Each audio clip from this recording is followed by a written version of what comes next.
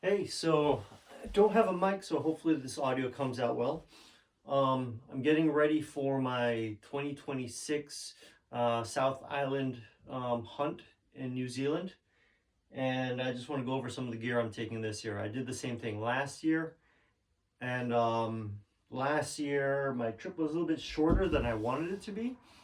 I went on a guided hunt, and I'd hoped to maybe have a second week unguided on my own, but something came up and I had to come back home. So this year, completely unguided, just by myself. I have a truck waiting for me when I get there with a little camper on the back, and I'll take that to whatever public land and kick out from there, and hopefully camp out in the mountains for 5 days at a time. I'll be there for a couple weeks, a little bit over a couple weeks, so we'll see how this goes. All right, let's start with clothes. As I describe what I have, I'll pack them in my bag, and I'm taking this big Sitka bow case luggage piece, and I'm taking a Kifaru. Was it the Argali on a tactical frame with a lid. So what I'll do is, because this is the shortest version of the tactical frame, it actually fits within the strict Air New Zealand baggage limit. So it physically fits. I took it out there last year and it was fine. So same plan this year. So I guess to get started, what I'll do is I'll do clothes. That way I can pad the bow. So I add a little bit of cushion for the bow. And to begin with, I'll start with a Sitka 330 merino hoodie.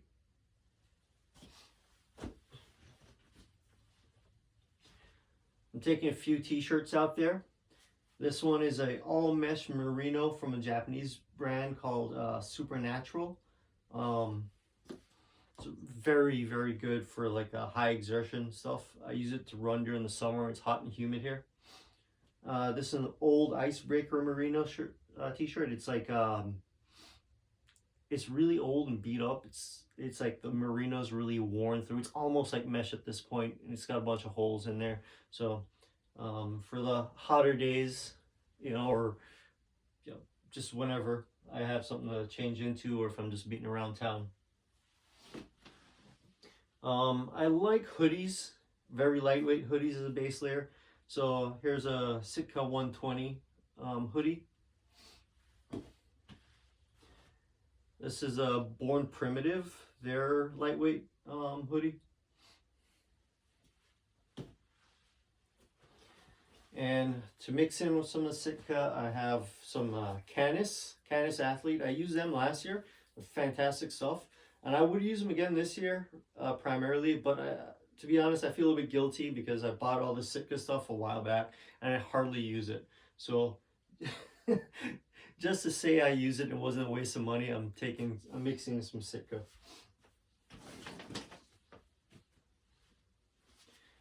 Say kind of mesh sun shirt from Cool.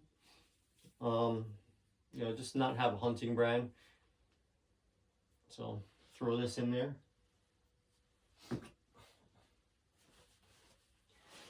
It's a Canis Athlete Kafui pant. It's a ripstop nylon with soft shell type fabric sewn into the knees, the butt, the waistband, and the cuffs. And it's got like a zipper running along the calf that you could just open and vent. It's a great pant. I used this last year on my when I stalked my stag.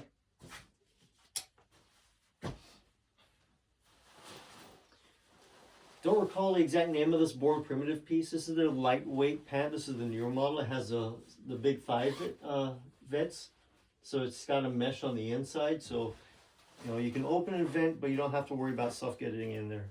So the from my experience last year, the vegetation can be a bit rough on that South Island. So keeping that stuff out of your clothes is definitely a plus.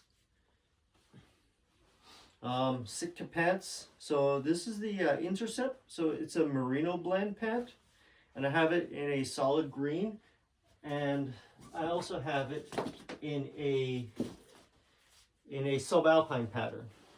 So same pant, subalpine. These are nice. They're really quiet merino blend, and they also have nice thigh vents to unzip when you're hot and moving up the mountain.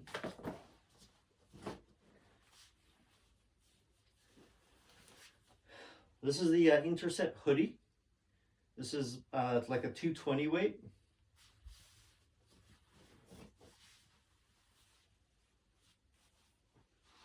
And then I have some synthetic synthetic Sitka layer. And I have a merino 120 base layer from Sitka as well.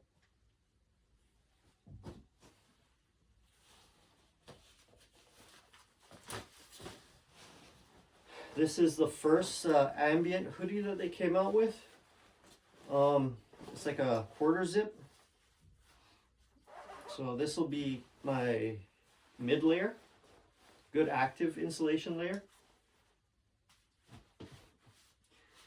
And then for the windy days and light drizzle, I got this, it is the Mountain Evo jacket from Sitka, and this one was discontinued.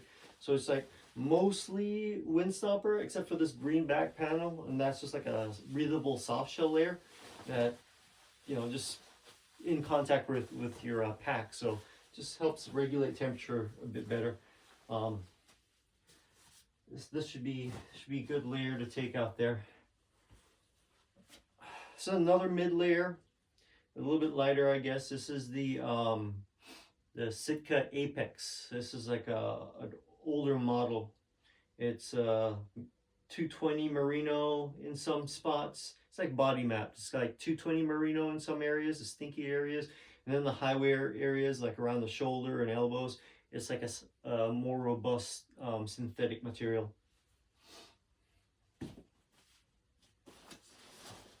All right. Some Jetstream windstopper gloves from Sitka, and Jetstream windstopper beanie from Sitka.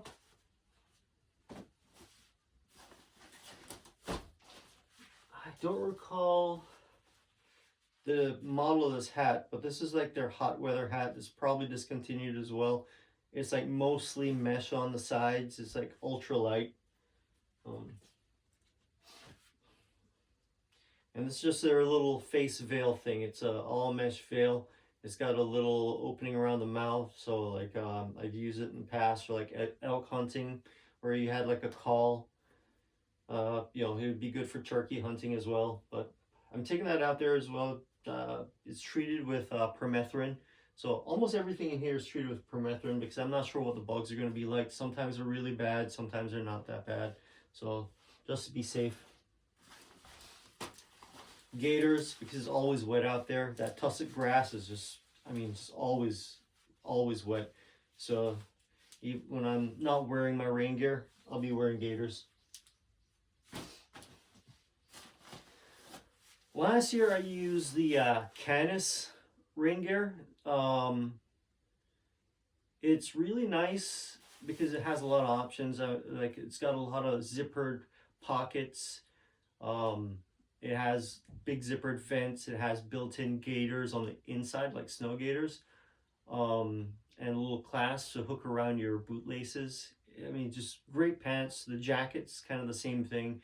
It had like pockets like everywhere. Very, you know, feature-rich piece, right? But the hydrostatic head is, it's not low. It's like average. And it's like in the 20,000 millimeter range. This is the M5 rain gear. This one is, I think, I don't remember exactly where. It's in the 30,000 millimeter hydrostatic head range. So just because I won't have a hut to dry stuff off in, just to be safe, I'm taking the more waterproof piece with me. It has less bells and whistles. There's like no pockets or anything in the pant. And the jacket has like smaller zips on the pits, and it has like just a typical kind of like pockets on hand pockets. So I mean it's fine. It'll work. No complaints. It's just a little bit different. It's not as stretchy as the Canis is, but it's more waterproof, which is why I'm taking this one this year. For gloves, I picked up these gloves in Japan. These are like kind of like fisherman gloves. So it's like this rubberized, 100% waterproof glove. This one's insulated. This one's uninsulated. So last year my gloves wetted out and it was terrible. So this year I'm taking these, and I could wear this one as is because of the insulation on the inside. You know, it won't feel as nasty next to skin. Or I could use the uninsulated ones over my insulated Sitka Jetstream gloves. So in case it gets like really cold.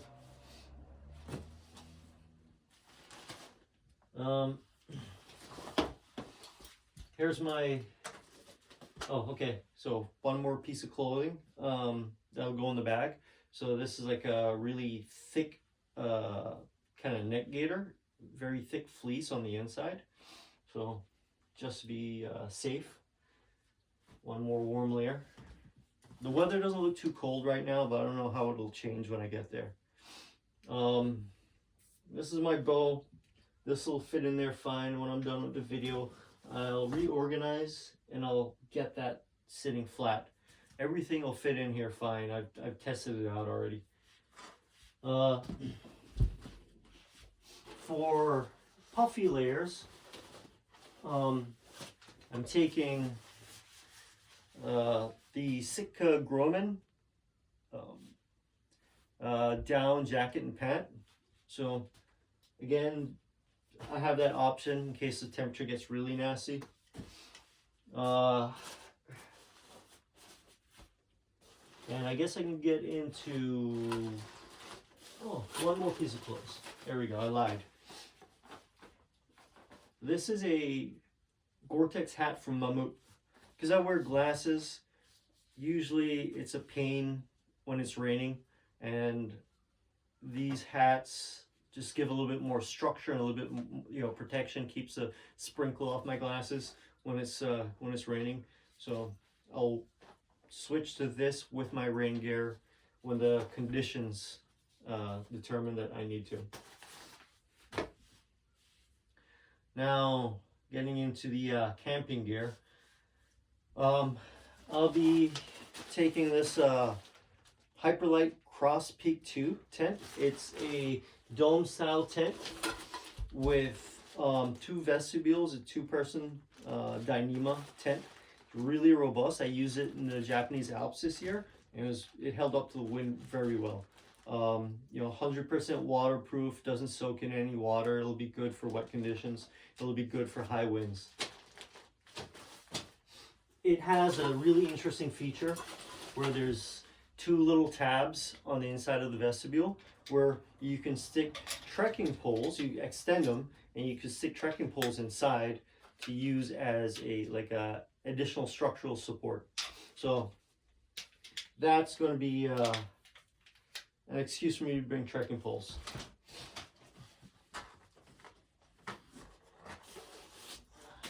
Nemo Tensor Alpine. It's got a higher R value. I don't remember off the top of my head what the R value is, but it's pretty warm. I've used it in the winter before. Got that with a small repair kit inside.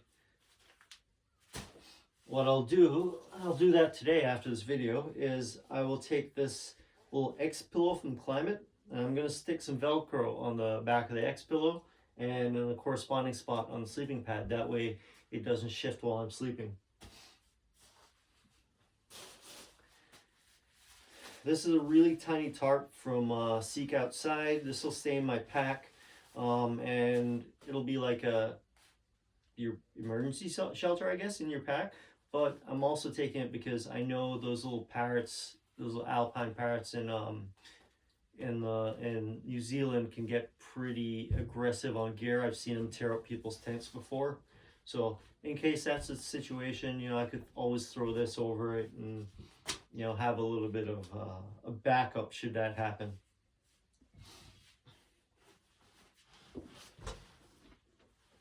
So my boots, I took these last year to New Zealand. They were great. I also used these in the Japanese Alps this year a couple times, and they were great. The Mammut Tice Light. It's like super stiff mountaineering boot. Really, really stiff. So great for kick steps. If I do end up bringing crampons, which I don't think I will, but if the weather changes, I'm there and I end up buying crampons, those are crampon compatible. These I'll wear to the airport. These are my backup boots.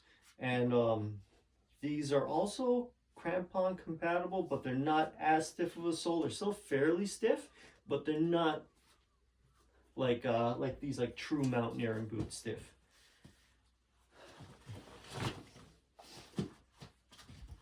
A lot of people take Crocs. I'm not taking Crocs. I'm going to take these Luna sandals. They just fit to my feet well. I know there's not that toe protection, but it'll help out a little bit on the stream crossings.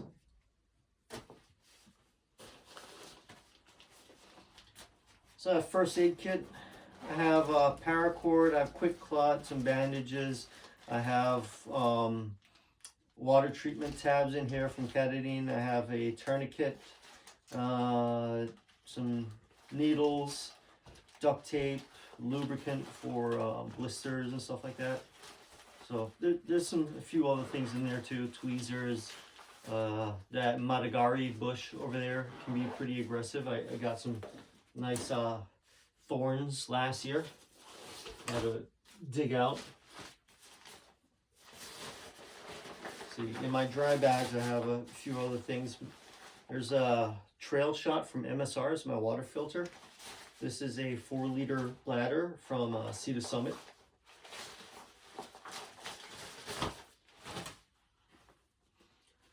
Game bags for these are the Carnivore High Country Predators from Caribou Gear.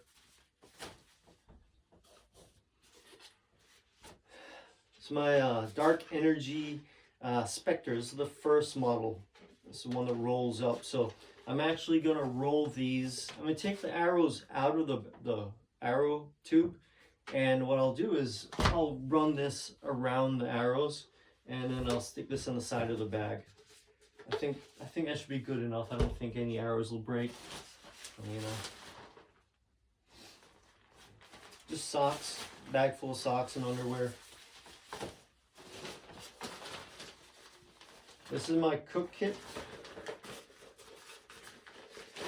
And some other stuff. So I'm not going to take a whole lot of freeze-dried food. I'm going to eat on a budget while I'm out there. So we'll see what kind of stuff I can find.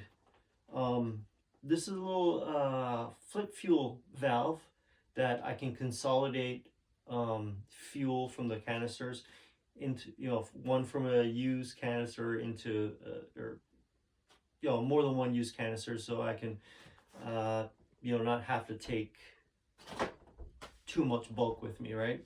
So if when I come back in from my first trip, if I have any fuel left over, you know, I can consolidate it. So it's just a little tool just in case. This is a zip top pouch. I'm taking this to use as a bowl. So if I have like any food that needs like hot water to I guess to prep for food, if I have boiling water, add any food, noodles or rice or whatever it is, I'll use this because it's thick silicone, so I can pour like boiling water in there and I can add you know, whatever food needs to be rehydrated. When I do kill something, I'm planning on eating some of it right there on the mountain. So it's a little snow peak. This is actually, so it's like a frying pan, but it's actually supposed to be like the lid from a pot, a bigger pot. But I'm taking this out there as a frying pan, a little titanium frying pan. This is my my pot and mug from Snow Peak as well. So my Soda Windmaster will fit in there. So I'll taking out the Soto Windmaster. This was pretty good this year in the Alps, so this will go out there.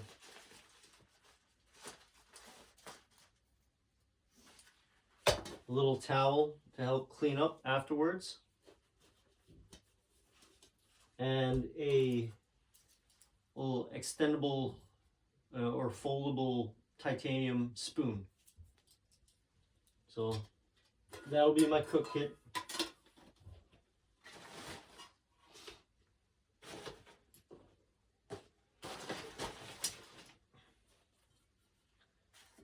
Let's see, for my tools, so I got this little pouch, a little Faru pouch, and I have some hex tips in here. I have a little rubber thumper, I guess broadhead over here in case I need to confirm my bow's still on while out and feel I could shoot at some tussock grass or something.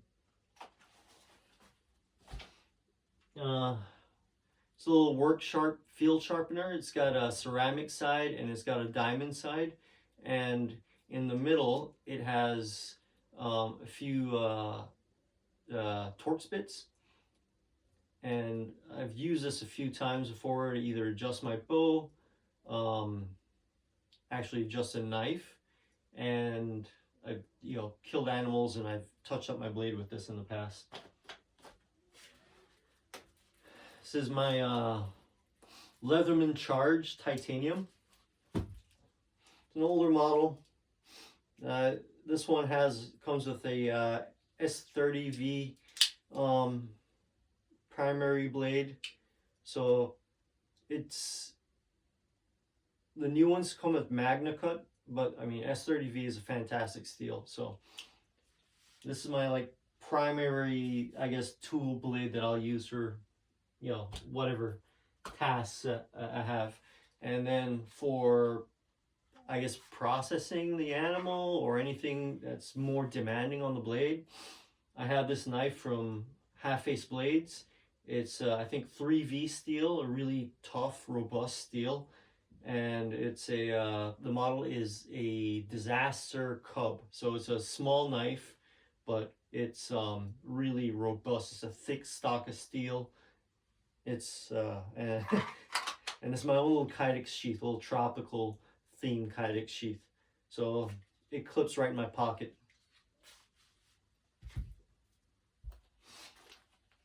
And then in this one, this is where I have my other tools.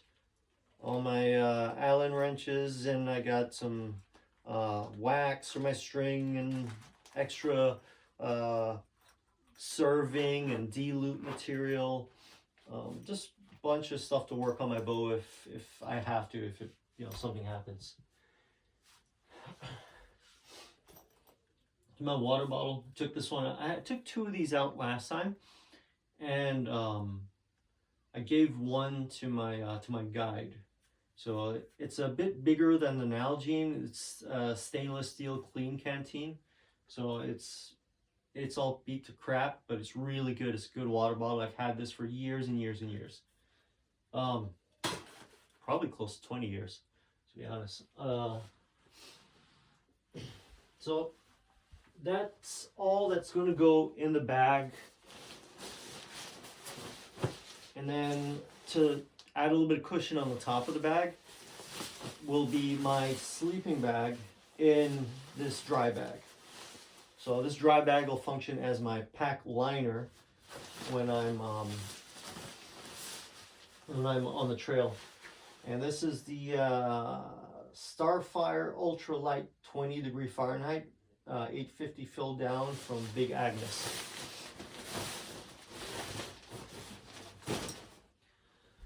All right, now let's look at what's going to be my carry-on.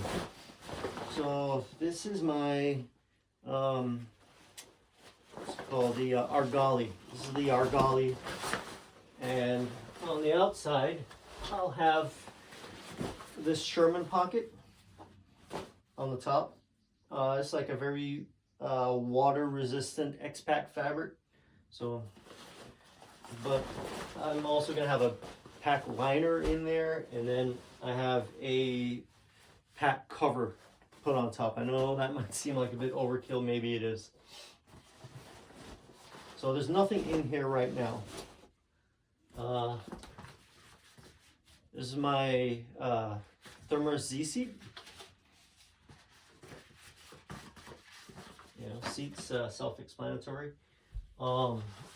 Actually, this is going to go on my bow. This is a bow sling from Solo Hunter. I picked this up when I lived in Reno.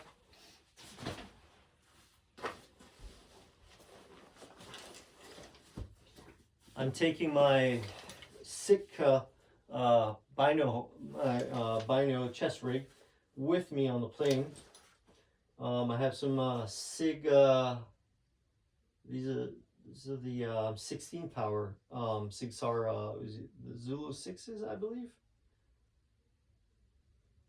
Yeah, Zulu 6. So these are the stabilized binos, and what I have is I have a USB rechargeable AA battery in there, and I have a second one in my pack. And then I got a rangefinder that is the Leopold Full Draw 3. This is an older model, but I mean, still works great, does good angle compensation. I took it out on the archery range. We have some good angled shots, like 13-degree angle shots, and a few, I think 20-something degree angle shots out there, and it compensated fine. So I don't plan on taking very far angled shots, but this was on the money every time. This is the lid for the pack, and while I'm on the flight, this will actually go inside until right before I board. Then this will go underneath my the seat in front of me. So this will go in the overhead, this will go in the seat in front of me. And inside here I have a Dyneema bag with some deodorant, toothpaste, and a change of clothes, underwear, t-shirt, and short shorts. This will stay in there while I'm out in the field too. This is a SOL emergency bivvy. I've used this before. Fantastic. It's a lifesaver. They don't allow you to pack batteries in your checked luggage. So this is an Anker 20,000 milliamp hour battery. This is going with me as a carry-on. This is my Garmin InReach. So that's what I'll use for my daily check-ins with the family. I have another OtterBox little magnetic battery for my phone.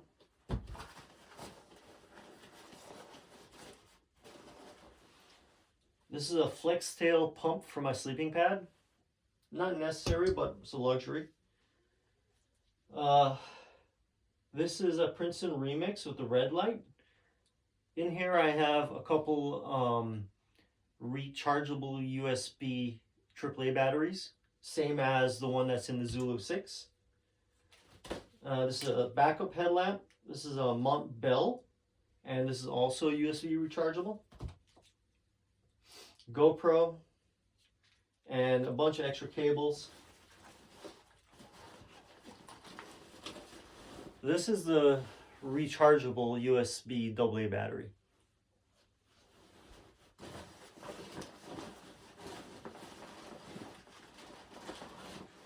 Backup filter, Katadyn backup filter. This is just a charger for a wall outlet. It's compatible with the New Zealand ones. I picked this up last year at the airport. I'm not going to go into specs. These are like kind of wipes, toilet paper, whatever. It's like little tabs. It's like a wet wipe. So you just add a little bit of water and it just unfolds. So you can use toilet paper, you can use them in wipes. I'm taking these out, but I'll pick up more stuff when I'm over there. And this is a head net, a Sea to Summit head net. Like I said before, I don't know what the bugs are going to be like, so this is going to go out there with me. So that's it. That's all I got. So all this is going to fit in that bag. I'm going to wear these boots And my carry-on's gonna have basically most everything is just gonna be in the lid inside the carry-on as I go to the airport, and then it'll come out and it'll be on the seat back in front of me as the backpack itself goes in the overhead. And that's it. That's all she wrote. Oh, one more thing. Watches. So I'm going to take this Garmin Epix. I have the maps loaded in there already. And it's also hooked up to the InReach. So I can actually send messages from this as well, SOS. And then I'm also going to take a analog watch, just an automatic watch. Just because I don't know what the cloud cover is going to be like. I might be struggling to charge different things. So just have an analog watch as a backup will be good. So I'm going to probably take out, I got a Tudor FXD. So that's going to be like my primary watch out there. And then this is going to be my backup watch in navigation. And so that's it. That's all she wrote.